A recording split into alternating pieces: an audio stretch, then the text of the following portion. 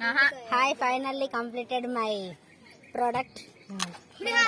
పులిహార and బంగాళదుంప బజ్జీ, మిరపకాయ bajji, onion pakodi ready అయ్యాయి. చూడండి.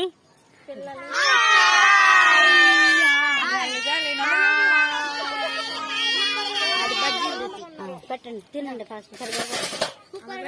వాళ్ళకి వడ్డీ అండి, చిన్న పిల్లలకి ఒక్కొక్కటి. నో ఇవ్వాలి.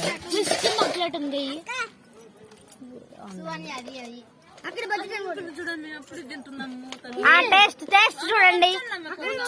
అప్పుడే తినకూడదు.